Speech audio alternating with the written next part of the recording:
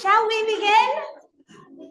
Thank you all so much for coming out tonight. Welcome to the official kickoff of Battle of the Books 2025. We're so glad that you're here. Yes.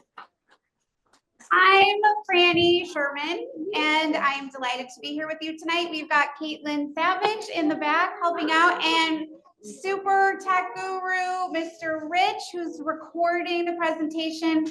For those who are not able to join us, it will be on our webpage in the next few days. So anyone who's not here from your team that you want to make sure finds out all the information, they will find it on our webpage. And we've got Trish in the back with us also. So we're your battle team for the year, and we're excited to be helping you. All right, tonight we are going to share more detailed information with you than your child probably received at their school. So kids, you're probably going to hear a lot of the same things that you already heard me tell you. We also are giving a brief coach responsibilities summary if you're considering becoming a coach. We are going to be passing out after the presentation an information packet for everyone and a coach checklist for those who are thinking about becoming coaches. And we will definitely have time for questions before we go tonight. So a quick overview is we're going to learn what is Battle of the Books, how does Battle of the Books work, why should your child participate, how to get your child started, what is a Battle of the Books coach, expectations for participation, and finally, the important dates that you need to know. Here we go. What is Battle of the Books? If you haven't played before and you're not sure, Battle of the Books is an opportunity for 4th and 5th grade students in Glenview schools only, or Glenview residents only. So it's very specialized just for our kids at this age in our community. It's a chance for them to cultivate their love of reading.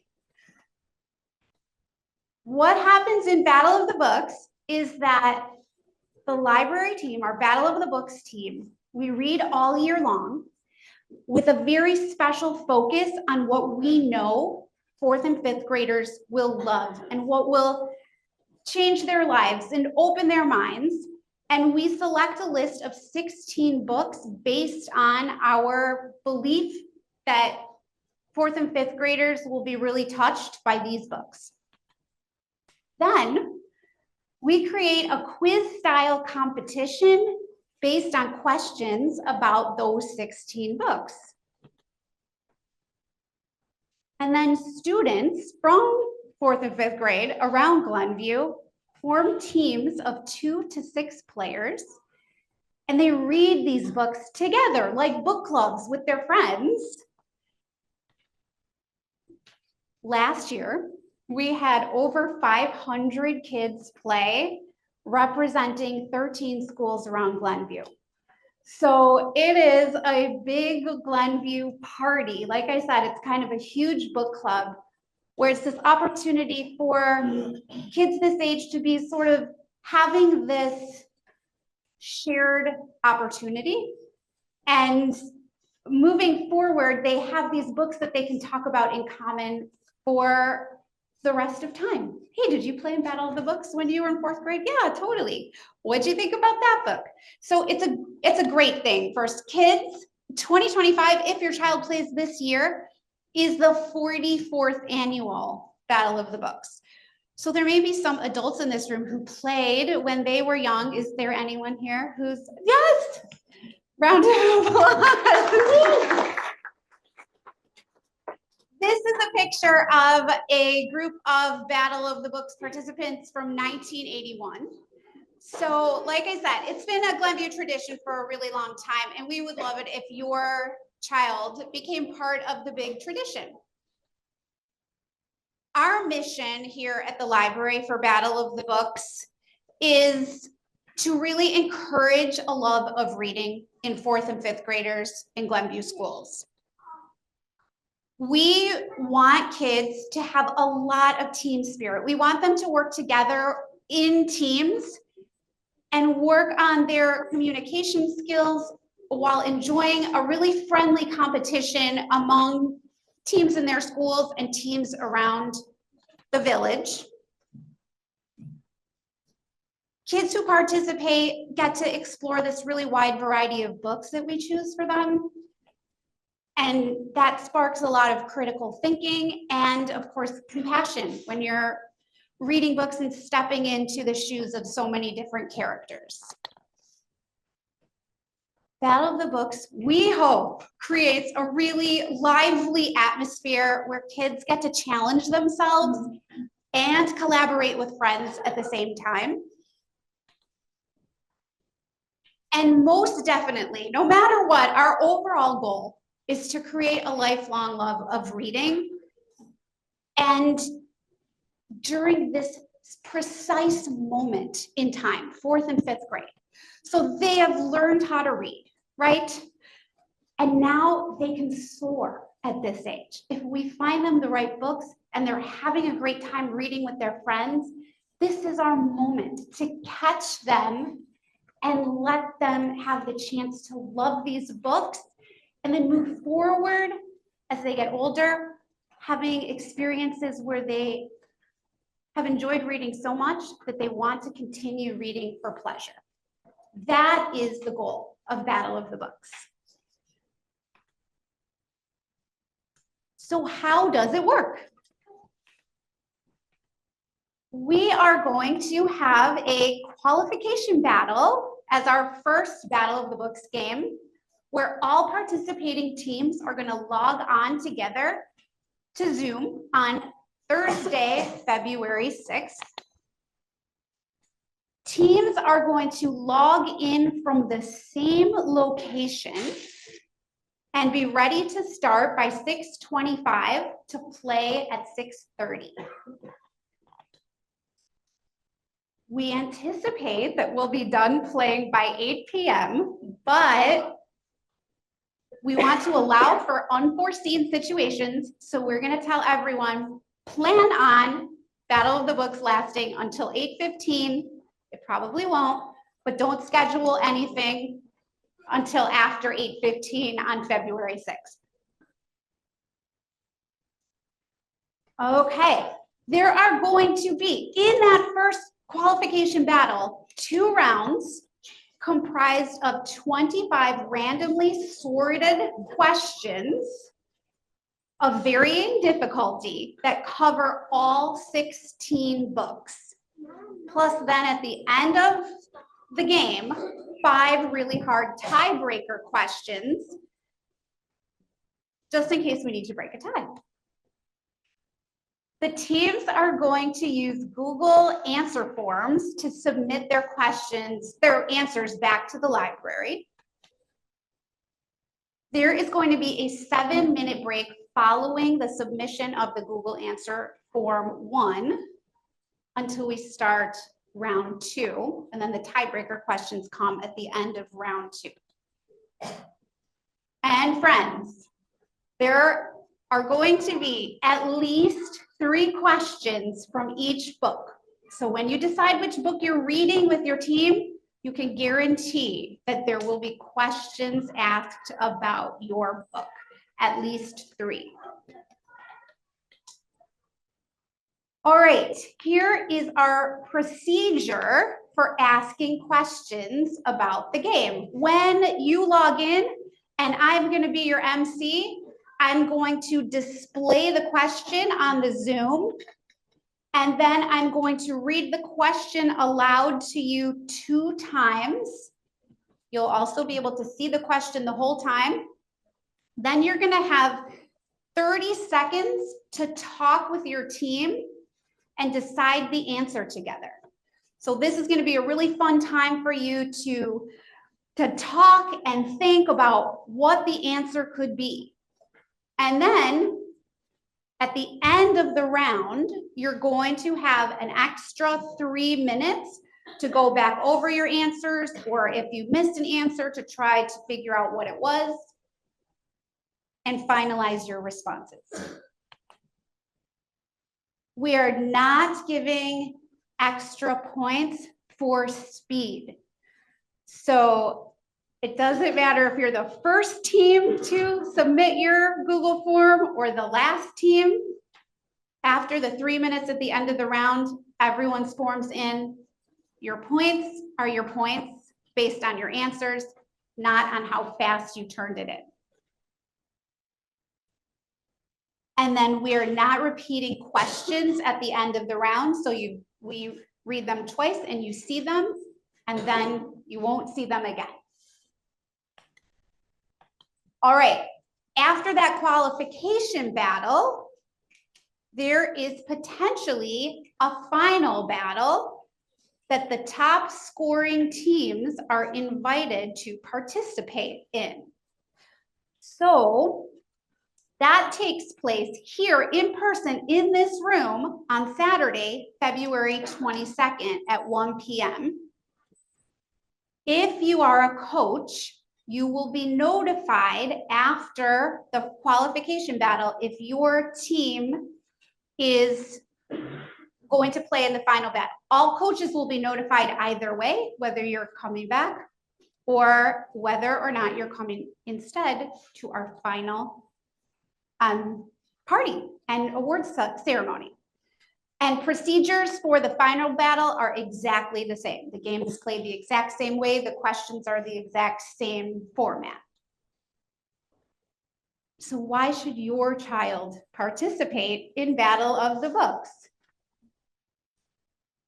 We believe that the benefits of playing are that it exposes your readers to new books and genres, broadening their horizons. It allows time with friends, bonding over books. I think the best part of it starting tonight, or maybe you've started already, that the kids get their hands on the books and they start reading with their friends and talking about these books and spending extra time together. And it's an excellent way for them to have nice structured time together talking about stuff that's not online. It promotes teamwork and community spirit. So all these teams all over Glenview from all these different schools are kind of working towards the same fun goal. And I don't know if you were here earlier when we were showing all of the fun ways that kids were showing their spirit last year, but it's just a really fun way for kids to get involved with their team for our Spirit Awards also, which I'll tell you about in a moment. It gives kids the opportunity to participate in a friendly and academic competition. Not all kids are participating in athletic competitions. This is a great way to compete in a different kind of competition. And of course, as I said earlier, it waters the seeds to create lifelong readers. So let's catch these kiddos now and keep them reading forever. And it's just so fun. So I wanted to share a couple of extra pictures, if you didn't see them at the beginning, of how happy our readers were last year on the night of our battle, and how happy the librarians were to have the opportunity to play with them. So everyone, each team kind of interpreted the spirit and the fun in their own way, which is so, I can't explain the joy actually in seeing everyone logging in and being excited and seeing each other. And it was just an excellent time. So if you are thinking about getting your child started, here are the steps that you can take. First thing is to find teammates. So teams can have between 2 and 6 players. No one can play alone.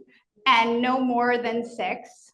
And it has to be a 4th or 5th grader who goes to a Glenview school or has a Glenview address. So it does not have to be someone who goes to your same school,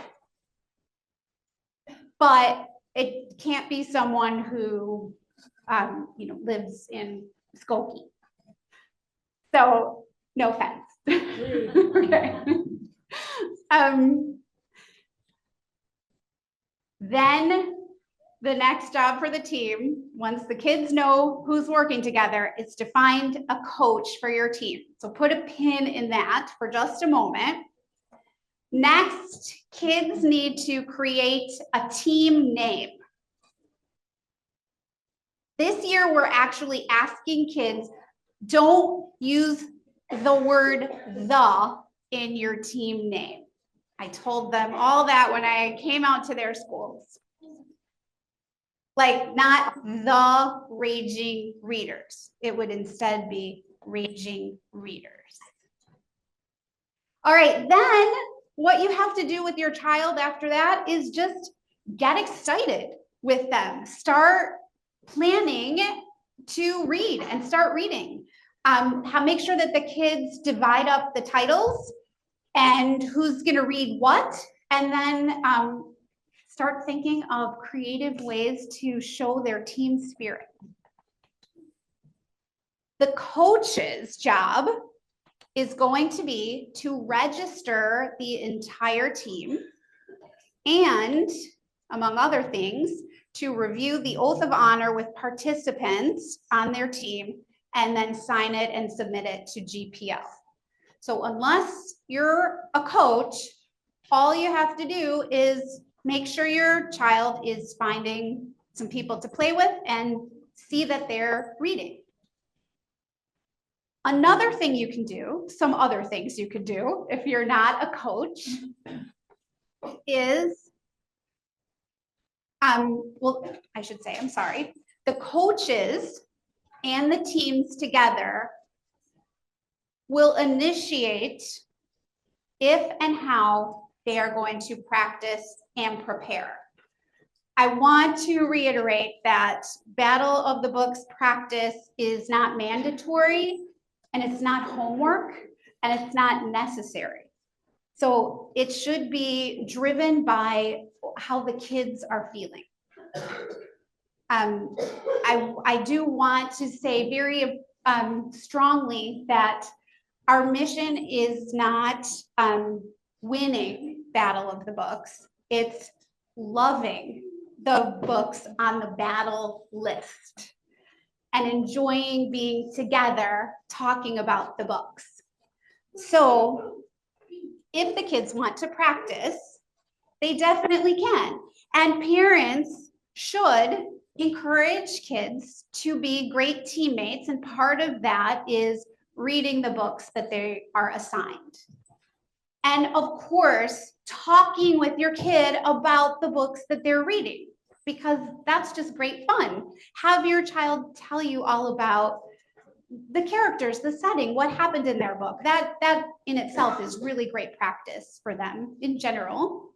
And parents, so importantly, keep up with communication from your team coach, because they will really be working it out there as the liaison between parents and the library.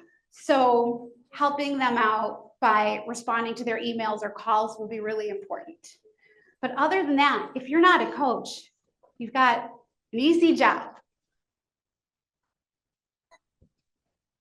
So we've been talking about these incredible books. And if you weren't aware of what they are, these are our excellent 2025 titles. We have extra book lists for you before you leave if you still need them.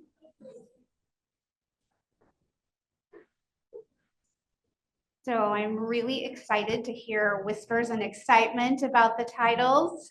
And any of us would be happy to talk more about any of the books with you before you leave tonight. All right, kids, I'm going to give you an opportunity on the count of 3 to shout out the one that you so far have liked the most. Are you ready? 1, 2, 3. Oh, I loved that one too. Okay. So I do want parents and coaches all to know that there is a limit of 2 Battle of the books on each library card so that we can make sure that there are going to be enough for each participant in fairness. However, any librarian in the building is happy to place a hold on the Battle of the Books for you. They will come very quickly from any of our surrounding partners. I have a funny signal here. No, we're good? Okay. So a hold should only take a couple of days to receive here at GPL. If you are requesting an ebook or an audio book, that hold is probably going to take a little bit longer. So be aware of that. If your child prefers to listen to a book or to read it on an electronic device. Okay, what's a coach? What does a BOB coach do? If you're thinking of becoming one, here are your main responsibilities. All right, every team needs one coach. The coach must be an adult over 18 years old, but we are asking kids not to ask the teachers in their school because it just wouldn't be fair if 5 different teams asked their one classroom teacher. So not a teacher in their school. If someone's mom is a teacher in a different school, of course, but you get it. Okay, the coach's main responsibilities are to be the point of contact with the GPL librarians and communication with team members and their parents. So we'll be sending them information that we hope they will share out with all parents. Coaches will register the team. That's the first big job. Registration actually opened as we were sitting in this room together tonight. So coaches can register anytime. They'll need every team member's full name and school, name spelled correctly because that spelling will go on to the final certificate.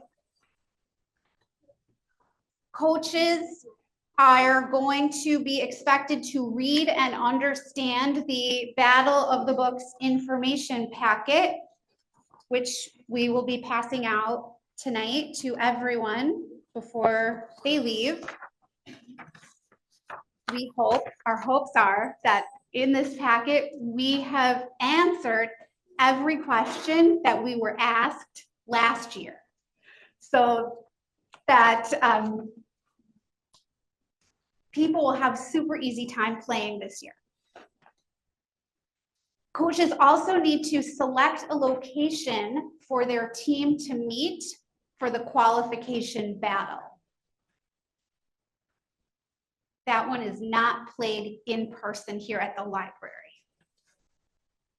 And then for that qualification battle that is going to be on Zoom, we want the coaches to make sure that their team has access to 2 Wi-Fi connected devices, one to log on to the Zoom and the other to access the Google answer form. Okay, continuing on, coaches are not expected to read any of the books. So you can relieve yourself of that responsibility. You don't need to read the books because you are not expected to answer the questions. But coaches do need to attend any battles that their team participates in. So right up front, if you are not available on February 6th, and possibly February 22nd, then being a coach is not right for you. Coaches are responsible for submitting a signed oath of honor for their team. So the oath of honor is going to be also available tonight if you are thinking of becoming a coach. It's attached to the coach checklist. We'll also be sending all of the coach information directly to coaches as soon as they do sign up their team. So coaches will be getting all of this information double if they want it. Coaches are responsible for attending team coach orientation on January 9th. And at that point, we're going to detail everything that we're hoping the coaches do to support their team. And then, of course, coaches should remain steadfast to our purpose and mission of Battle of the Books, encouraging cooperation, team spirit, enjoyment of the books, and remembering that Battle of the Books is about fun and love of reading, not winning. All right, and like I said, the information packet and checklist is going to be available tonight for everyone on their way out. Okay, our expectations for participating. Is everyone doing okay? I feel like I'm okay. Great. For kids, our expectations, of course, oops, is this weird? This got a little weird. Our expectations, sorry, I don't know what happened here, but it's like I keep saying, it's for positive social interaction. There we go. BOB is a fun competition focused on camaraderie, teamwork, a love of winning, and a love of reading, and positive social interactions, not winning. That being said, we want to make sure all players are in the same location when they play the Zoom round, the qualification battle. So teammates may not log in from another location. So we want you all in the same room. If someone's got to attend their cousin's wedding in Colorado, but they could log in or Zoom in, they're not going to be able to. Okay, so if you know that right away from the beginning, friends, that person probably shouldn't be on the team. That's not someone you can count on to be reading with you, because that's not someone who's going to be able to help you answer questions. They need to be available to be with you on the days of the battle. If a player has to leave the battle early, like if they can't stay till 8:15 that night because they have piano practice and they can't miss piano practice, the rest of the team can keep on playing, but without them. So you're going to have to decide, you know the times, you know the days, if that person can play on the team. Because the rule is you can keep playing without them. And then, like I said, we're going to factor in that it's going to take 90 minutes. It probably won't, but that's what we're going to plan on just in case. All right, and then in the spirit of integrity and honesty, everyone is going to be a great sport and treat their teammates and all the other teams around Glenview with respect. When we're here in this room playing Final Battle and when we're online playing on Zoom. So we're saying cameras have to be on the entire time. That's a promise we're going to make to each other. Plus, we're going to get to see how great we all look, how we're showing our team spirit. And no study materials, books, or electronic devices, including cell phones, are going to be allowed during the battle. So once you start playing, you're only depending on the knowledge that you've put in here up to the point of playing. If kids need to have blank paper to take notes, that will be allowed. But no book lists or access to Google or anything like that. And then failure to follow these rules may result in removal from the competition at our judge's discretion. And remember, again, it's a game designed for 4th and 5th graders to play and enjoy. All right, we're getting close to question time, but the important dates that I want to remind everyone of is beginning tonight through December 20th is registration. So coaches are able at any point starting now to register their entire team, and the registration link is on our Battle of the Books webpage. Also, again, coaches need to have every member of the team's name and information in order to complete the registration. So you don't have to rush right now to do it. Make sure everything is ready to go. And then on January 9th, coaches are invited to Zoom in for a more detailed orientation about coaching. On February 6th, we're playing our first battle online. Everyone who plays will be given a certificate of participation and a Lou Malnati's pizza coupon. And the top scoring teams will make it to the final battle. The top scoring teams will also make it to our online honor roll. So that's really exciting as well. And then February 22nd is our final battle here at the library. And February 27th, we haven't talked about this yet. Every person who participates is invited to come celebrate their success with a big award ceremony at ATIA. We barely fit in this room last year. I don't know if any of you were here. I know some of you were here. It was tight. So ATIA was kind enough to open their doors, and we are going to have lots of fun celebrating everyone's success on Thursday, February 27th in the evening. Also this year, to show spirit and have a great time as teammates, our Innovation Center is opening for one afternoon, January 21st, and one evening, January 23rd, to come in with your team and make posters to show team spirit, or just have a great time with your teammates.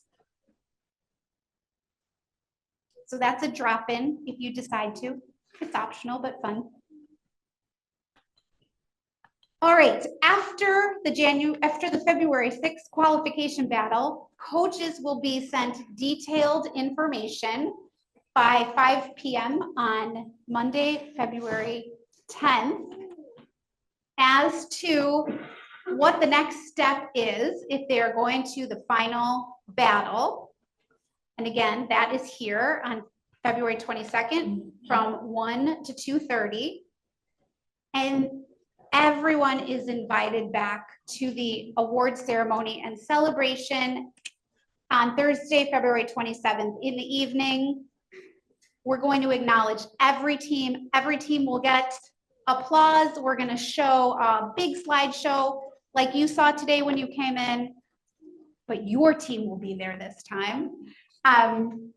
We're going to have BOB games, a photo booth for your team to take pictures in, and lots of other some fun activities and prizes. Lots of exciting prizes. And you'll get your pizza coupons. Yay is right. You're going to earn it. All right. So we really hope that your child will join in the fun this year. It's an amazing experience. All right. Thank you so much for all of that listening. And now, if you have any questions, we've got mics, and we're happily going to turn the floor to you all.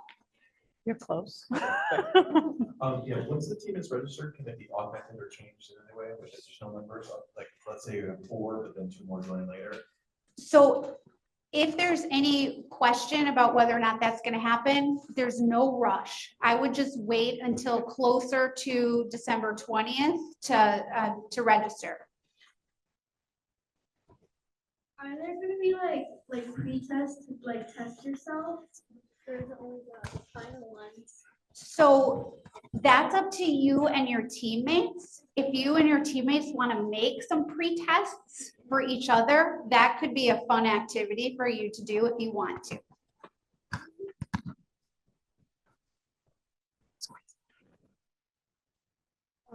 What days are the Battle of the Books competitions, like only on Saturdays, Sundays? So the first one is a Thursday night. Okay, and that one's online. And then the in-person one, if your team makes it to the final battle, that one is a Saturday afternoon. And then our award ceremony celebration is also a Thursday night. Okay, What are the prizes for like best team mascot or best team shirt? okay, good question. What did we do? Stay tuned, okay?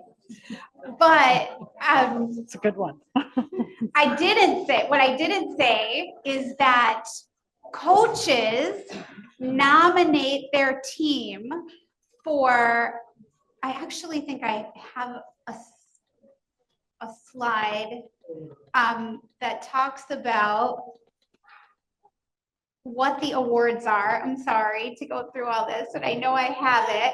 Coaches nominate their teams for, here we go. The following awards: best team t-shirt, best team mascot, best team costume, and best team spirit. Those are the awards that your kids can go for. Our Battle of the Books team and youth services staff, we vote on best team name.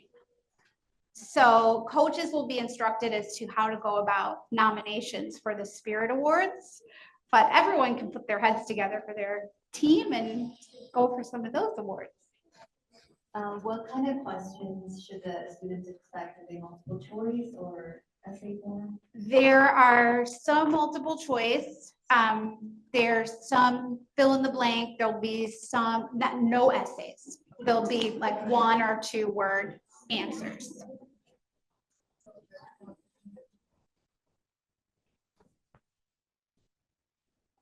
Is there like an option for putting in your answer? Is there like you color and dot? I'll show you some examples of questions if you are curious. I'll show you right now. Okay, so we have our first type of question that I ask. Usually I call it an image or a picture question. And what we do, so here's a hint to everyone. If you're reading a book that has any images or pictures in it, pay close attention, because you may get a question that looks like this. In which book does this image appear? So I know if I went to your school, you know the answer to this. So your team will get a chance to look at this picture for 30 seconds and talk about what you think the answer is. And then when you decide together, someone on your team will type the answer into your Google answer form. And then you can tell me on the count of 3, 1, 2, 3. Okay, and then if your team said Charlotte's Web, that is 2 points for your team. If your team said Harry Potter, you don't lose any points. We never, ever take points away from anyone, never, ever. All right, another kind of question that we ask is a book detail question. So we always start this question by telling you the title of the book. So that will get the kids who read that book starting to think. And then the answer to the question is going to be in some way demonstrating knowledge about that book. So do they know of something about the characters or the setting or the plot of that book? So for an example would be, in Charlotte's Web, who saves Wilbur from being killed for being the runt of the litter? So you talk with your team, you get 30 seconds, and then you type the answer into your Google form. I heard someone say Charlotte. If your team says Charlotte, you would get 2 points. And then I said, we have 5 tiebreaker questions at the end of the game, the very end, just in case we've got teams who have the same score. And after the qualification battle, we may need to know who goes on to the final battle, or at the end of the final battle, we may need to break a tie to know who gets an award or who gets first place and gets the trophy that will go to their school for a year. So it did happen to us one time last year. We had a tie between third and fourth place, and we needed to know who went into third place for the final medal. So we ask really hard questions, is my point. Franny, And yes, we had a question over here. What about spelling? If I spell Charlotte wrong, what happens? nothing. It is not a spelling test. If we know that you meant Charlotte, but you spelled it SH, we are proud of you and we give you the points. But our really super hard tiebreaker questions will be really specific and difficult. For example, when Charlotte made her egg sack, how many eggs did she tell Wilbur were in it? These will be really hard on purpose, but these will be tiebreakers and they won't ever be harder than something like this. So the answers, 5, 4, 2. Okay. Yeah, no. This might be a silly question, but my daughter said that they have to read all 16 books, and from what you just mentioned, they do have to divide the books, so that's. Yes, so we encourage dividing the books. Okay. Yeah, no one has to read all 16 books. Absolutely not. Thank you. Yes, of course. You've been so patient. How many teams make it to the final battle? Great question. So we are saying the top 10 teams. Okay, that's our goal, the top 10. All right. Yes. So my daughter participated this several years ago and we had no authors that no longer. That's a great question. That is true.